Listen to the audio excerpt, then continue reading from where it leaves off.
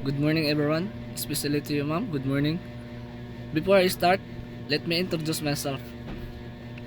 My name is Peter Paul Eleray, BS Cream 3, Section A.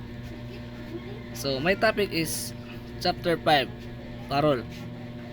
Parole is just like conditional pardon. It refers to the conditional release of a convict from a correctional institution after he served the minimum term of his prison sentence. It does not the effect of extinguishing the criminal liability of the convict. Parole is also described as a method of selectively releasing an offender from institution prior to completion of his maximum sentence, subject condition specified by the paroling authority. Here's the principle of parole.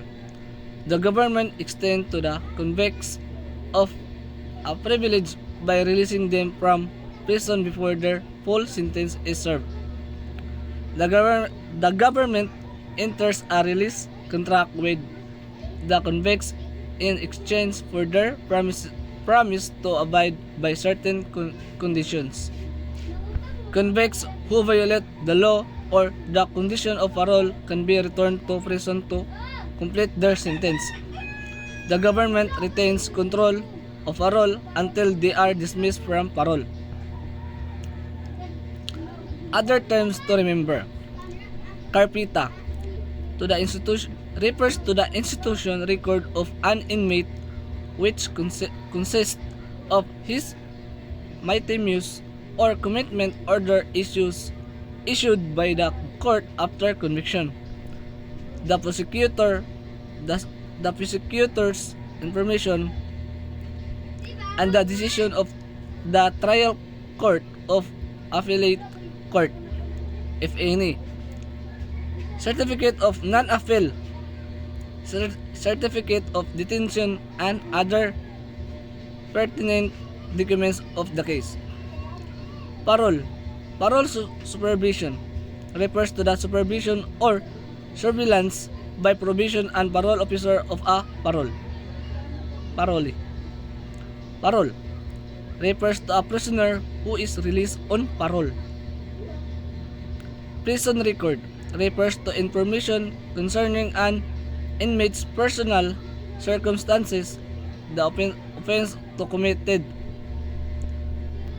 the sentence imposed, the criminal case number in the trial court and appellate courts, the date be commenced serving his sentence, the date he was received for confinement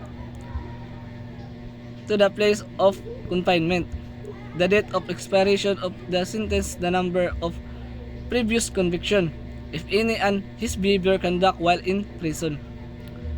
And the last is of this sentence, release document refers to the discharge on parole issued by the Board of Pardons and Parole. Inception of parole. Prior to the mid-19th century, most offenders were sentenced to the or determinate sentence in prison. Under the type of sentencing, an offender received a specific amount of time to serve in prison for a specific crime that created a major problem, or prison wardens had to randomly release offender to make room for interim prisoner. Credit for developing early parole system is usually given to an Englishman, Captain Alexander Maconochie, and Irishman and Sir Walter Crofton. In 1840, Maconochie was appointed governor of the notorious English penal colony at Norfolk Island, off the coast of Australia at the time. English criminals were being transferred to Australian, and those sent to Norfolk Island were considered twice condemned. they had been shipped to Australia from England and from Australia to the island. Conditions were so bad that alleged, alleged, allegedly men who received reprieves from the death penalty were. The first thing Makunouchi did was to eliminate the flat sentence structure used to Norfolk at the time of his arrival instead of requiring convicts to serve their sentence with no hope of releasing until the full sentence had been served. Monokochi initiated a mark system whereby a convict could earn freedom by hard work and good or a beginning with strict prisoner dependent upon the number of marks accredited. And that's all. Thank you, ma'am.